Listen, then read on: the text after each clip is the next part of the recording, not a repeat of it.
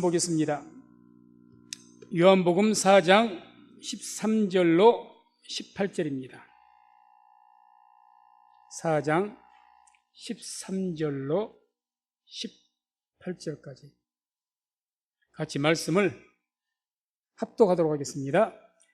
예수께서 대답하여 가라사대 이 물을 먹는 자마다 다시 목마르려니와 내가 주는 물을 먹는 자는 영원히 목마르지 아니하리니 나의 주는 물은 그 속에서 영생하도록 솟아나는 샘물이 되리라. 여자가 가로되 주여 이런 물을 내게 주사 목마르지도 않고 또 여기 물길로 오지도 않게 하옵소서. 가라사대 가서 내 남편을 불러오라. 여자가 대답하여 가로되 나는 남편이 없나이다. 예수께서 가라사대 내가 남편이 없다는 말이 옳도다. 내가 남편 5이 있었으나 지금 있는 자는 내 남편이 아니니 내 말이 참되도다. 아멘.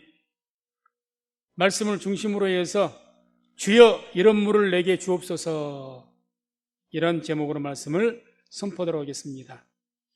오늘 말씀은 우리가 익히 잘 알고 있는 그런 여인입니다. 수가성이라고 하죠. 사마리아라는 곳에 수가성이라는 곳이 있는데 그곳에서 예수님께서 이 우물가에서 여인을 만나서 대화하시고 이 여인은 예수님 만나서 변화되어지는 그런 모습을 그리고 있는 내용이 요한복음 4장의 내용입니다. 그 일부를 제가 오늘 우리가 읽은 겁니다.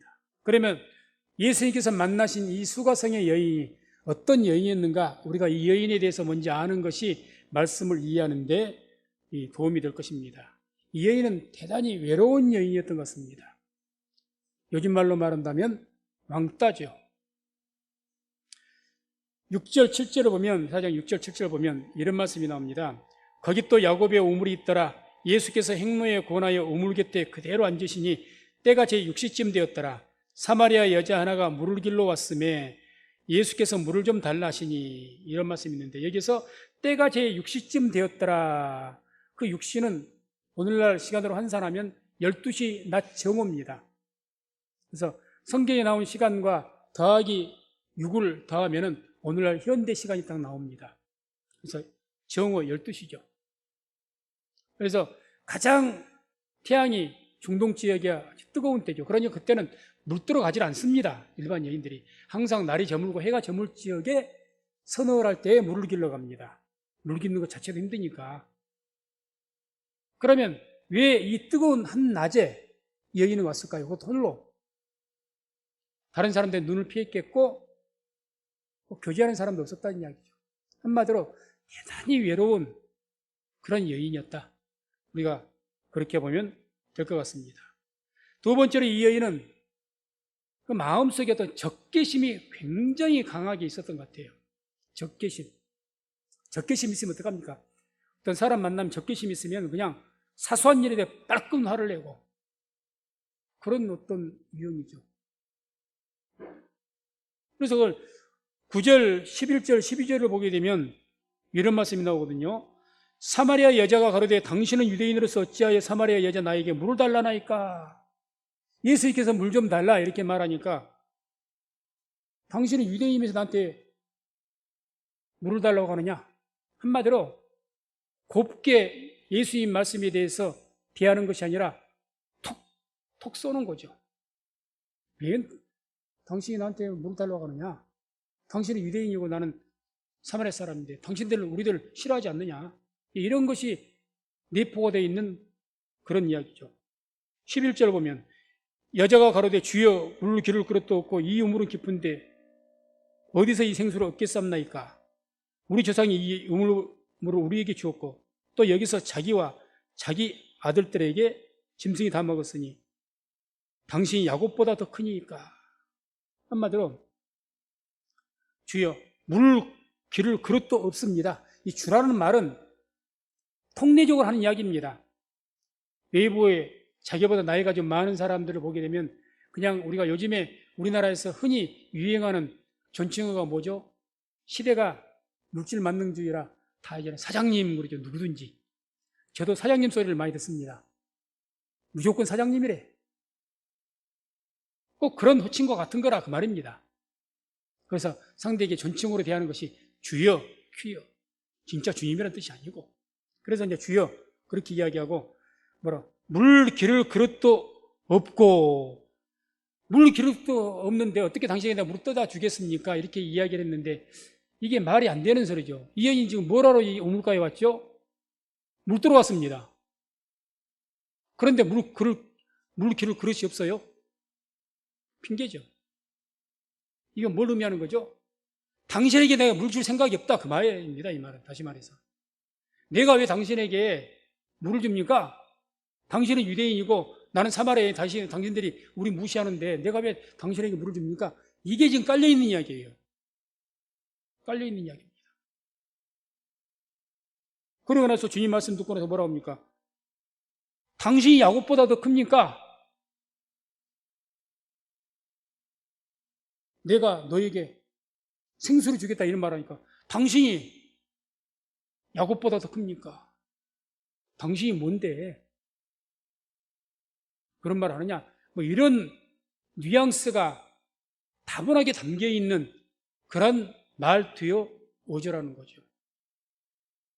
한마디로 유대인에 대한 적개심, 뭐 유대인이라면 적개심만 있을까요? 이 여인에게? 동네 주민들에게도 적개심이 많을 겁니다. 우리가 살다 보면 어떤 사람 만나게 됩니까? 적개심을 가진 사람들이 있거든요. 그러면 말이 좋게 안 나가죠. 툭 쏩니다. 뭐 그런 적개심이 가득 찬 거죠. 항상 사람을 경계하고 조금만 나에게 대해서 뭔가 이 사람이 나에 대해서 더 해를 끼치지 않을까?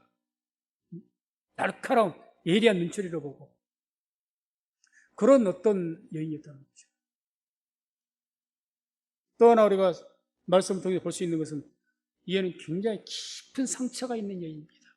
원래 적개심을 가진 있는 사람들은 상처가 깊거든요. 상처가. 오늘 본문에 있습니다만 17절, 18절 보면 주님께서 이렇게 말씀합니다. 여자가 대답하여 가로되 나는 남편이 없나이다. 예수께서 가라사대 내가 남편이 없다는 말이 옳도다. 내가 남편 5이 있었으나 지금 있는 자는 내 남편이 아니니 내 말이 참되도다. 오늘날에는 있을 수 없는 이야기죠. 그러나 고대에는 일부 닫혀져 있습니까? 물론 성경에서 하나님께서 허락하신 제도가 아닙니다. 타락한 제도죠. 하나님의 성경에서 말씀 일부 일처죠. 일부 다처로. 그래서 이제 이 여인이 남편이 5이나 바뀌었다. 우리가 오해하면 이 여인이 한 남자의 만족을 못하고 이 남자 저 남자 바꾸면서 이렇게 했구나. 아주 음탕한 여인이로구나. 그게 아닙니다. 당시에 이 고대에는 특히 중동에는 아주 어린 나이에 부모가 딸을 팝니다. 왜? 남자가 여자를 얻으려면 중동에는요 반드시 비싼 지참금을 줘야 됩니다. 그 처갓집이. 그래야 자기 딸을 줍니다. 지금도 그래요. 그래서 인권보호단체에서는 지금 중동 지역에서 막 12살, 13살 이런 나이들을 막 지참금 받고 시집 보내니까 그거 못 오게 하려고 운동 벌이고 그러지 않습니까? 지금. 고대에 그런 거예요. 그러니까 남편이 5이나 바뀌었다는 것은 자기 의사와는 관계없이 부모가 자기를 판 거예요. 그래서 어떤 일이 터서 그 남편이 더 버렸겠죠. 버리니까 부모가 또 판 겁니다. 그걸 5번을 경험한 여인이에요. 얼마나 상처가 깊겠습니까? 내가 스스로 자유로 인해서 남편을 잘못 만나서 이 남자와 못 살겠다 이혼하고 또 다른 남자가 그래도 상처가 될 판인데 나의 의지가 아니고 타의에 의해서 그런 삶을 살았다면 얼마나 그 상처가 깊을까요? 그러니 그 마음속에 부모도 못 믿는데 누구를 믿으며 또 이런 여인을 남편을 5이나 바꾼 이런 속된 말 부모에게 천덕꾸러인 이 여인을 누가 사랑해주고 좋아해주겠습니까? 그러니 상처는 깊을 대로 깊고 적개심은 적개심, 부모에 대한 적개심도 있겠지만 유대인에 대한 적개심, 주위의 동네 주민들에 대한 적개심이 가득한 여인이죠. 모든 사람들에 대해서.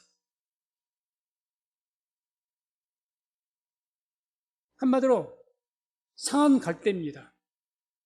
상한 심령이고 완전하게 마음이 상해서 건드리기만 해도 팍 하고 자기 스스로 보호 본능이죠. 적개심이 많은 사람들은요, 상처가 많은 사람들은 조금만 자기를 건드려도 덜컥 화를 냅니다. 절대 안 참습니다. 뭐 성질이 나빠서 그런 경우도 있겠지만 그런 경우보다 상처가 깊은 사람들, 피해의식이 많고 적개심이 많은 사람들은요, 요만큼 자기에게 잘못된 말하고 그러면 죽을 못 참습니다. 그러니까 이런 여인,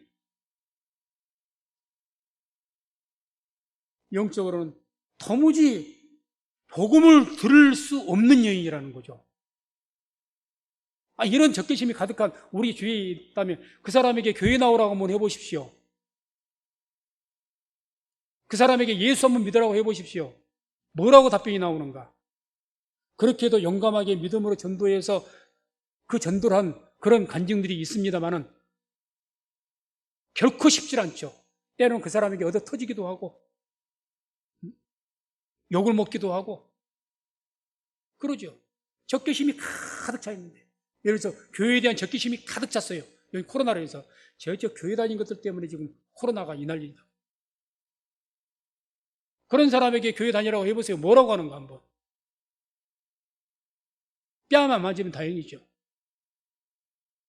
그러니까 한마디로 이 말씀은 지금 뭐냐, 이 여인이 어떤 것을 우리가 알아야 되냐, 복음을 들을래야 들을 수 없는 상황 속에 있다는 겁니다. 이런 여인에게 주인께서 이 사마리아로 찾아가서 수가성으로 가셔서 이 사마리아인을 만나시고 주님께서 은혜를 베푸신 줄로 믿습니다. 주님께서 사마리아로 가신 것이 의도적으로 가셨다는 이야기입니다. 우연히 지나가다가 사마리아 여인을 본 게 아닙니다. 성경을 보면 일반적으로 유대인들은요, 유대 예루살렘에서 그 밑에가 사마리아가 중간에 있고 그 밑에가 이제 갈릴리가 있는데, 유대에서 갈릴리로 가기 위해서는 사마리아를 통과하지 않고 반드시 가면 빠른데 오히려 조금 우회해서 어떤 사이길, 다른 경계선에서 사이길, 오솔길로 다닙니다. 그게 누가복음 17장 11절에 나와요. 원래는 이렇게 예수께서 예루살렘으로 가실 때에 사마리아와 갈릴리 사이로 지나가시다가, 사마리아를 통과하는 경우는 거의 없습니다. 왜? 부정한 땅으로 여깁니다. 더군다나 성 중앙으로 안 가요. 우물이 있는 곳은 성 중앙이죠. 안 갑니다. 사이로 갑니다. 경계선 쪽으로. 왜? 사마리아 땅 안 밟으려고. 유대인들은 부정하게 얘기하기 때문에. 그런데 3절 4절 보면 이런 말씀이 나오거든요. 유대를 떠나서 다시 갈릴리로 가실새 사마리아로 통행하여야 하겠는지라. 주님께서 이 유대 예루살렘에서 복음을 전하시고 갈릴리로, 주님의 고향 쪽으로, 그쪽으로 가려면 사마리아, 그래 이제 가시려고 한다는 거죠. 근데 가시려는 이 말씀을 킹 제임스 번역에서는 어떻게 번역했느냐? 유대를 떠나 다시 갈릴리로 떠나가실 때에 반드시 사마리아를 통과해야 하겠으므로, 예수님이 이 사마리아를 통과하고자 하는 의지가 보이는 이야기죠. 의도를 가지고 가셨다는 이야기예요. 아마 분명히 제자들도 말렸습니다. 주님, 왜 사마리아를 쪽 가시려고 합니까? 조금 멀더라도 돌아갑시다. 우리 항상 했던 것처럼, 옛날에 주님도 그렇게 그 사이사이로 가셨던 것처럼 우리도 이번에도 그렇게 가십시다. 그랬을 겁니다.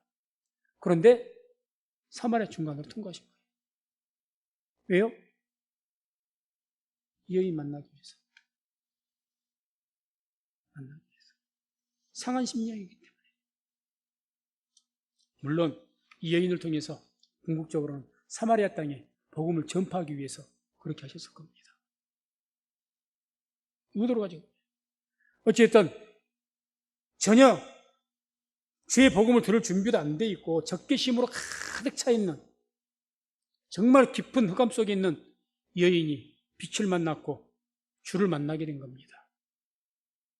이 예수를 만난 그 적개심으로 가득 차 있는 이 여인이 예수를 만나서부터 그 말씀을 들으면서도 조금씩 마음에 철통같이 닫혀져 있던 그 빗장,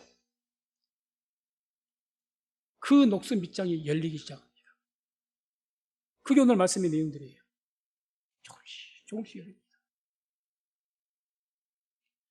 주를 만나서 말씀을 듣고 나서 이제 이 여인이 점점 그 마음의 문이 열리기 시작하고 귀가 열리기 시작합니다. 그전엔 들으려고 생각도 안 했으니까. 들으려고 생각 안 했죠. 그러나 마음은 열리기 시작하면서 주님 만나면서부터 귀가 열리기 시작합니다. 그래서 이제 이 여인이 조금씩 변화되는데 그 첫 번째 변화가 어떤 변화였느냐? 주님 앞에 뭘 구합니까?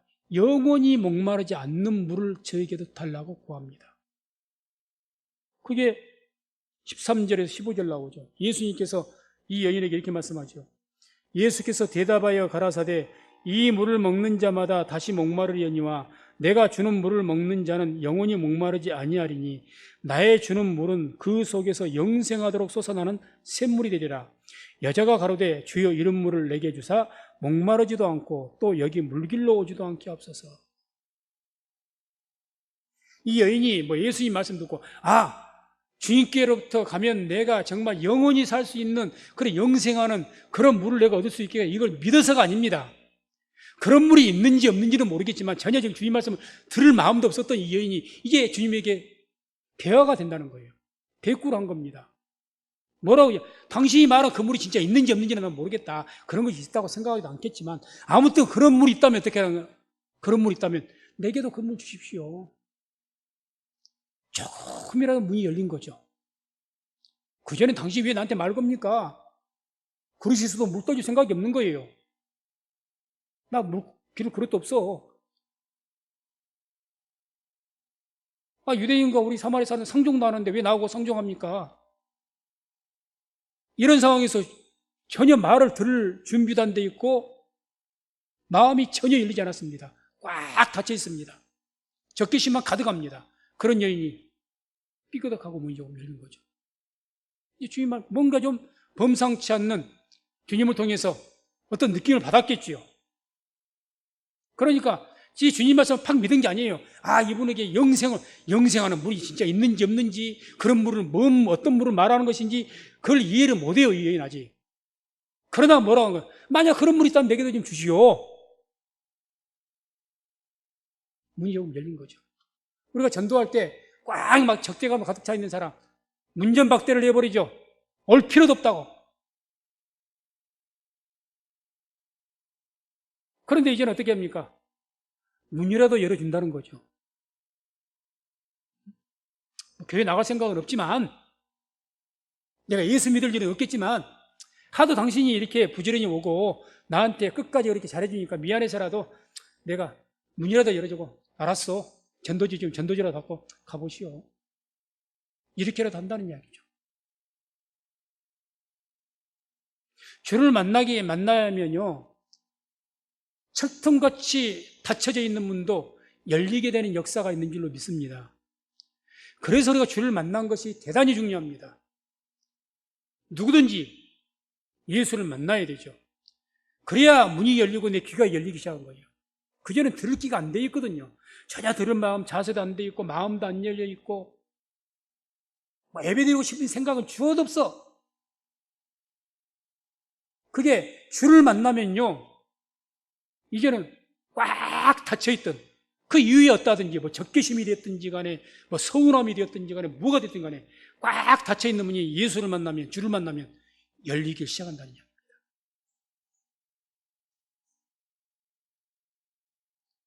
그리고 더 나아가서 이게 두 번째는 이 여인에게 어떤 변화가 있습니까? 주님에게 예배할 처소가 어디인지를 묻습니다. 굉장한 발전이죠. 20절 보세요. 20절 보면 20절에 우리 조상들은 이 산에서 예배하였는데 당신들은 말은 예배할 곳이 예루살렘이 있다더이다. 이 말은 언제 했는가 하면 예수님께서 이제 이 여인이 이해를 못하니 내 남편을 좀 데리고 와라. 그랬더니 나에게 남편이 없습니다. 툭 하고 쏘았죠. 그랬더니 예수님이 너에게 남편이 5이 있었지만 지금 있는 남편도 지금 네 남편이 아니다. 이런 식으로 말하니까 여인의 가정사를 다 하는 거예요. 그러니까 여인이 뭐라고 해요? 당신은 선지자인 것 같습니다. 선지자인 것 같습니다. 그러면서 뭐라고 묻는 겁니까? 우리 조상들은 여기 사마리아에서 예배를 드리다고 맞다고 하는데 당신들은 예루살렘에서만 예배를 드려야 된다고 하는데 어떤 게 맞습니까? 하고 묻는 거죠. 다시 말해서 예배에 대한 관심을 갖는다는 이야기죠. 이 여인이 마음속에 상처는 깊지만 마음속 깊은 곳에는 하나님에 대한 생각이 왜 이스라엘 사람이니까 전혀 없었던 건 아니죠. 그래서 아마 모르긴 해도 성경에 그런 내용은 안 나왔지만 상상을 해본다면 이 여인이 한두 번쯤은 예배의 장소에 한번 가보질 않았을까요? 가봤을 것 같아요. 그러면 사마리아 사람들이 자기들끼리 예배드리가 이 여인이 오면 어떻겠습니까? 아마 이맛살부터 찌푸렸을걸요. 저 여자가 왜 걸어가지도 못하고 남편을 5이나 바꾼 속된 말로 음탕한 여자가 죄만에 왜 감히 거룩한 성전에 오느냐. 그러지 않았을까요? 오늘날도요, 많은 교회에서 예배 참으로 초라하고 그런 사람들은 상한 심령이죠. 환영하고 반기는 것이 아니라 아래로 흩어옵니다. 뭐 저런 사람이었지? 이 사마리아 여인도 아마 그런 꼴을 당했을 겁니다. 그런 어떤 면으로는 본인이 하나님이 아무리 상처가 깊을지라도 그러면 그럴수록 하나님에 대한 갈망과 그런 거 있을 수가 있는 거예요. 그런데 하나님은 예배할 기회조차 안 되는 거야. 그런데 그 깊숙하게 있어 상처의 말을 이게 주님이 아마 선지자이다는 그런 생각을 가지고 묻는 거죠. 어떤 예배가 맞습니까? 대단한 발전 아닙니까? 대단한 발전. 주를 만나면 이와 같이 마음에 그 굳건하게 닫혔던 문이 상처가 됐든지 적개심이 됐든지 무엇가 됐든 꽉 닫혔던 주님에 대해서 교회에 대해서 문이 주를 만나면 열리기 시작하는 겁니다. 이렇게 열리는 거죠. 성령의 역사죠. 그리고 더 나아가서 이제는 이 여인이 정말 하나님을 바라보는 여인이었다는 것을 우리가 알게 됩니다. 마음속에 있는 진심을 주님께 이야기하니까. 그래서 주님께서 예배에 대해서 쭉 설명하라고 난 뒤에 그 말을 듣고 이렇게 이야기죠. 이제 너희가 어디서든 신령과 진정으로 예배를 드려라 이렇게 주께 쭉 말씀하시죠. 그러고 나서 이 여인에게 이 여인이 그 주님에게 뭐라고 하냐 25절 보면 이렇게 말씀합니다. 여자가 가로되 메시아 곧 그리스도라 하는 이가 오실 줄을 내가 아노니 그가 오시면 모든 것을 우리에게 고하시리이다. 그러니까 이 여인이 적개심으로 가득 찼던 이 여인이 남편을 5이나 바꿨던 이 여인이 사실은 그 마음속에 누구를 기다리고 있었다는 겁니까? 메시아를 기다리고 있었다는 거죠. 놀라운 사실 아닙니까? 놀라운 사실이죠. 어떻게 저런 여인이 남편을 5이나 바꿔치운 여인이 사람 만나면 톡톡 쏘기 나가고 싸우려거나 세상 말로 싸움닭이라고 그러죠. 어디에 가면 갔다 하면 저 여자만 만나면 그냥 막 싸움이 나고 우리가 그런 분들을 볼 때 우리 믿는 사람들은 그분의 상한 심령을 볼 수 있는 영안이 열려야 될 줄로 믿습니다. 그런 긍휼의 마음과 그런 눈을 보는 것이 분별력이 있는 거예요. 겉으로만 드러나면 이 여인은 상종 못할 여인이죠. 상종을 못할 여인이죠. 그게 아니라는 겁니다. 알고 봤더니 그 여인 깊숙한 곳에 상처가 있었고 결국 그 여인도 우리가 똑같이 메시아를 기다렸다는 것 아닙니까? 메시아를.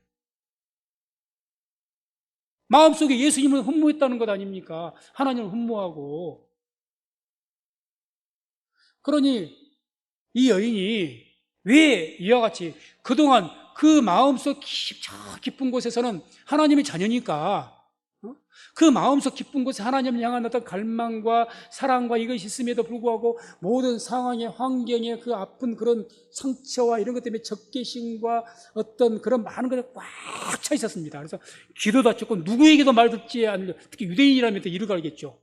모르니까 유대인이라면 더 그러죠. 왜 유대인 자기 민족을 싫어하니까. 자기 민족도 자기를 싫어하지만 유대인들은 그러면 사마리아인 나도 내가 다섯이나 남편을 바꾼 여인이 아니라도 싫어할 건데 사마리아인 여인에다가 남편을 다섯이나 바꾼 여인인데 얼마나 나를 가증스럽게 여기겠는가? 뭐 아는 거죠. 그래서 그런 적개심과 상처로 가득 차 있어서 이런 마음을 가지고 절대 들을 길은 없는 겁니다. 들을 게 없어요. 아니, 안 들으려고 합니다. 사도행전 보면 그러지 않습니까? 스데반이 복음을 전하니까 일심으로 막 소리 지르면 귀를 막고 소리를 지르다고 그러지 않습니까? 귀를 막고 귀 틀어 막아버리죠. 그리고 돌로 쳐서 스데반을 죽여버리지 않습니까? 복음을 전하는. 적개심으로 가득 차면 그렇게 되는 겁니다. 예수님 못 만나면요, 그 적개심이 가득한 가운데 주님 못 만나면 돌로 쳐버립니다. 싸워버리죠. 그러나 예수님 만나면 변화가 되는 역사가 있는 줄로 믿습니다.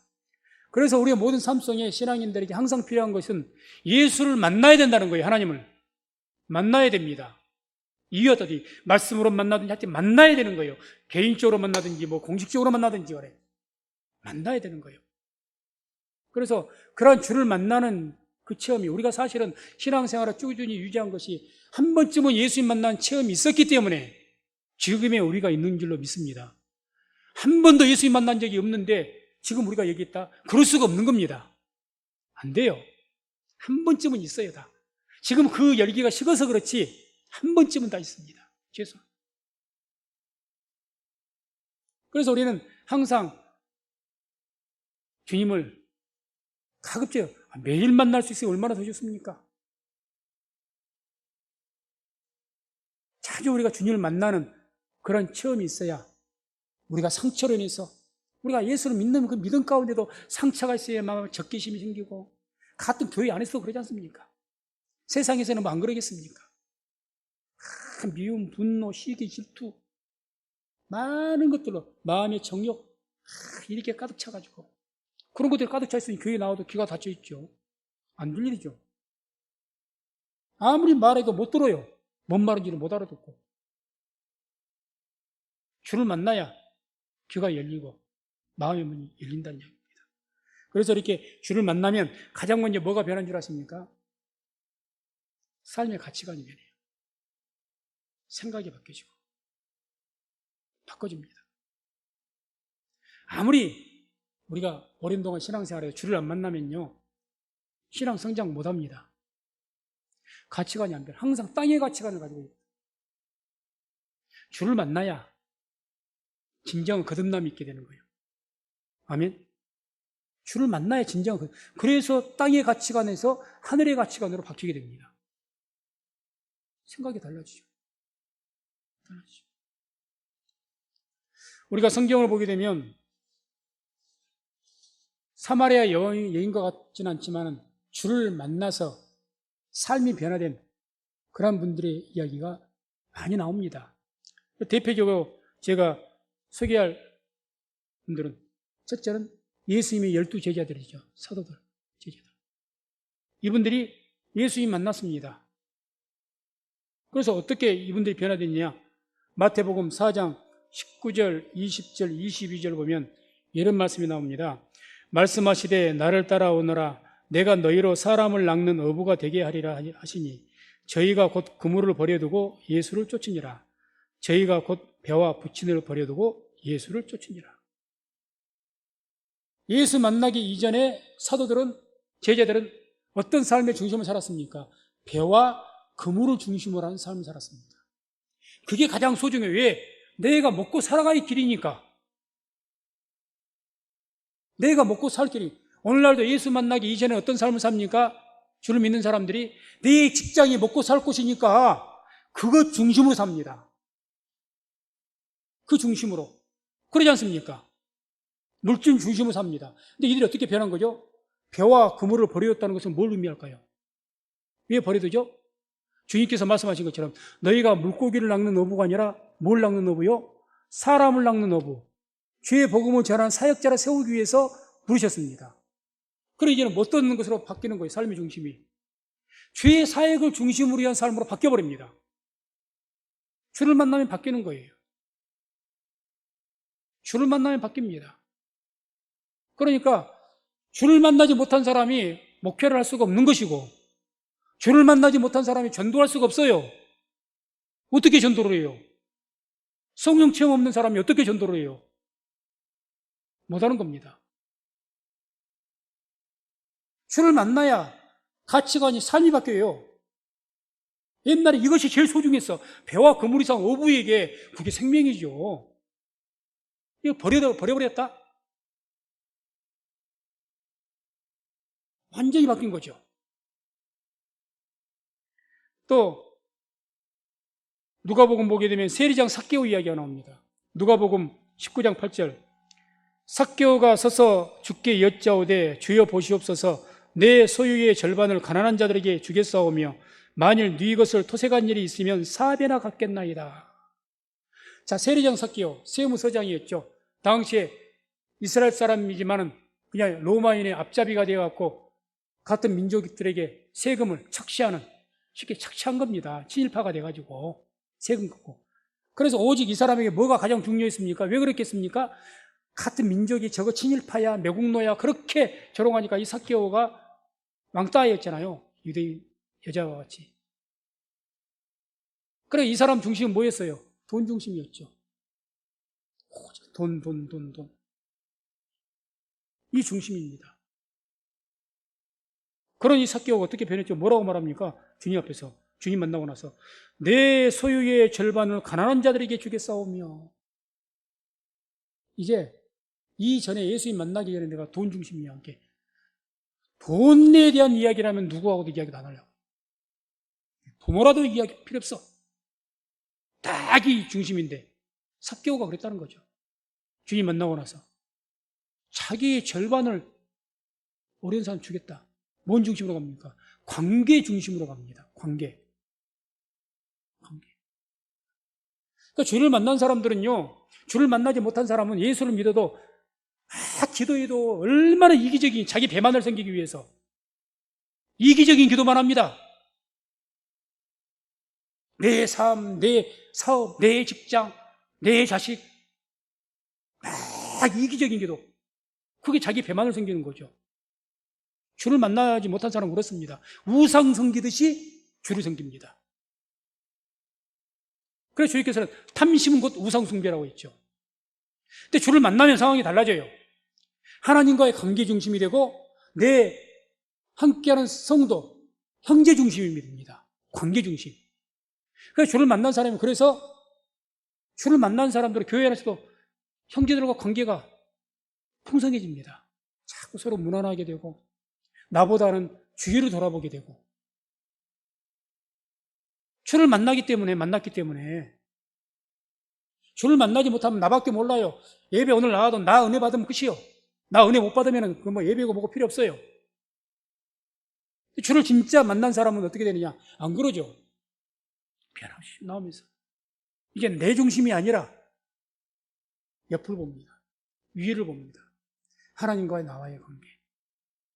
내 옆에 함께한 성도들, 내 이웃과의 관계 달라지죠.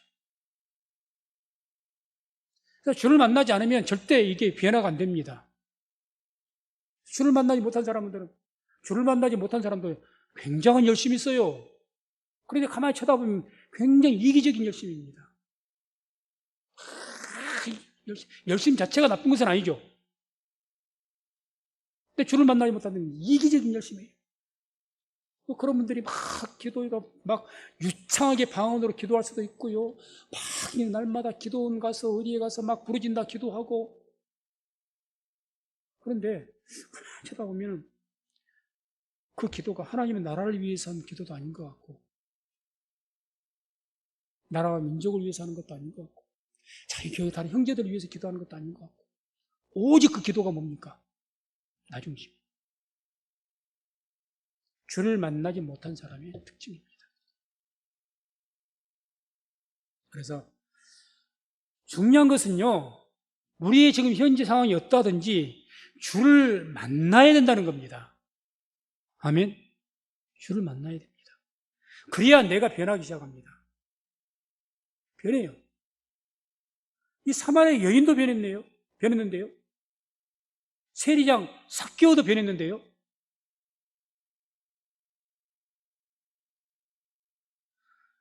이 사마리아 여인이 최종적으로 변화된 모습을 한번 볼까요? 어떻게 변화됐는지 28절, 29절 보면 이런 말씀이 나옵니다. 이 여인의 변한 모습이 나오죠. 같이 한번 읽습니다. 여자가 물동이를 버려두고 동네에 들어가서 사람들에게 이르되 나의 행한 모든 일을 내게 말한 사람을 와보라. 이는 그리스도가 아니냐 하니. 아멘. 우리가 조금 유심히 볼 말은 여자가 물동이를 버려두고,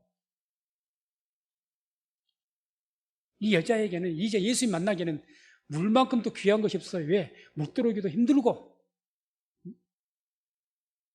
근데 그 물동이를 버려두고 가서 뭘 했다는 겁니까? 다른 사람 적개심이 있어서 사람들 만나지도 않고 사람들 피해서 그 뜨거운 대낮에 물 들어왔던 이 여인이 이제는 자기가 동네로 갑니다. 가서 자기가 주님 만났다고 증거합니다. 이분이 메시아가 아니냐. 어마어마한 변화죠. 그렇게 적개심으로 가득 찼던 여인이, 피의식이 쩔어가지고 사람들 술서 피해 다녔던 여인이, 남편 5이나 바꾼 상태 때문에 깊은, 요즘 말로 우울증에 겹쳐가지고 문 꼭 걸어 잠그고 아무도 안 만났던 이 여인이 이제는 마음을 열고 주의 말씀을 듣더니, 주를 만나더니 자기가 동네에 가서 복음을 전하더라는 이야기입니다. 주를 만나면 우리도 그렇게 되어질 줄로 믿습니다. 아멘. 우리도 그렇게 되어지는 거죠. 우리가 지금 상황에서는 우리가 이 여인과 같이 그렇게 기막힌 상황은 아니지만 어쨌든 아직까지도 우리가 입이 열리지 않아서 복음을 전하지 못하고 열심으로 주를 섬기지도 못하고, 왜 그럽니까? 아직 그런 은혜가, 주를 만난 체험이 식어버렸기 때문에 그런 거 아닙니까? 주를 만나는 것은 한 번으로 만나서 끝나는 것은 아닌 겁니다. 계속해서 우리가 주를 만나서 주와 동행하는 삶을 살아야 될 줄로 믿습니다. 동행하는 삶을 살아야죠. 그래서 우리가 주를 만나려면 예수님 시대야 이 사마리아 여인같이 주님이 찾아가 주시고 만났지만, 오늘날 우리가 주를 만나려면 어떻게 만나야 됩니까? 어떻게 만나야 되는가? 잠언서 8장 17절에는 이런 말씀이 나옵니다. 나를 사랑하는 자들이 나의 사랑을 입으며 나를 간절히 찾는 자가 나를 만날 것이니라. 간절히 찾는 자가, 간절히의 포인트가 있죠. 주를 찾기는 찾되 간절히 찾는 자. 또 에레미야 29장 12절 13절 함께 합독합니다. 너희는 내게 부르짖으며 와서 내게 기도하면 내가 너희를 들을 것이요 너희가 전심으로 나를 찾고 찾으면 나를 만나리라. 아멘. 전심으로 하나님을 찾되 간절히 찾고 전심으로 찾으라는 이야기입니다. 설렁설렁이 아니죠. 간절하게 전심으로 찾아야 됩니다. 그러면 주님께서 만나신다는 거죠. 그러면. 그래서 주님 만나는 변화가 이제 일어나는 거죠. 만나야. 그럼 어떻게, 어디서, 어떻게 우리가 주를 만날 수가 있는가? 구체적인 대답을 주님께서 하십니다. 23절 봅니다. 23절 함께 합독합니다. 아버지께 참으로 예배하는 자들은 신령과 진정으로 예배할 때가 오나니 곧 이때라. 아버지께서는 이렇게 자기에게 예배하는 자들을 찾으시느니라. 아멘. 언제 만나준다고 하십니까? 신령과 진정으로 예배를 드릴 때, 우리가 주를 만나는 그 공식적인 장소가 어딘 줄 아십니까? 하나님 앞에 예배드리는 것이 공식적인 처소입니다. 우리가 개별적으로 만날 수도 있어요. 그러나 주님께서 말씀하신 오늘날의 공식적인 주를 만나는 그 창구는 어디냐? 예배라는 거죠. 그 예배, 언제 그 예배 때 우리를 만나주고 찾아주시느냐? 신령과 진정으로. 이 신령과 진정으로 한 말이 아까 말했던 간절히 또는 전심으로, 이 말씀과 유사한 이야기입니다. 너희가 전심으로 한번 하나님을 예배해봐라. 정말 간절한 마음을 가지고, 사모하는 마음을 가지고 주를 만나고 싶어서 한번 예배를 한번 드려봐라. 그 이야기죠. 그렇게 예배를 주께 찾아주신다고 그러잖아요. 사마리아 여인에게 찾아왔듯이. 오늘날 이 시간에도 마찬가지일 겁니다. 우리가 주를 예배할 때 우리가 마음에 간절한, 사마리아 여인과 같이 아픈 마음을, 간절한 마음을 가지고 전심으로 하나님을 예배하면서 우리가 나아간다면 주님께서 반드시 우리를 만나 주실 줄로 믿습니다. 그렇게 만나면 이제부터 변화의 역사, 내 마음의 감동, 내 마음의 아픈 상한 심령이 치료가 되면서 마음의 빗장이 열어지면서, 그러니 우리 성도님들 자녀들을 위해서 기도하실 때 어떤 이유로든지 주를 우리 자녀가 만나라고 해달라고 기도하시기 바랍니다. 그게 첫 번째예요. 이유 없이 나부터, 내 자녀부터 누구든지 주를 만나야 됩니다. 만나야 돼요. 만나야 쇠비창 같은 마음의 문이 열리기 시작하는 것이고, 만나야 변화가 있는 것이고, 신앙의 성숙도 있는 것이고, 하나님의 영으로 충만한 그런 삶을 살게 될 줄로 믿습니다. 말씀을 맺습니다. 오직 예수님을 만나야 우리가 변화되어지고 하나님의 영으로 채워지는 그런 삶을 살게 됩니다. 그래서 우리 성도님들 예배 때마다 정말 전심으로 주를 예배해서 예배를 통해서 하나님 만나고, 그래서 하나님께로부터 위로받고 변화되고 성장하는 그런 우리 성민교회 모든 성도님들 다 되시기를 주의 이름으로 축원을 드립니다.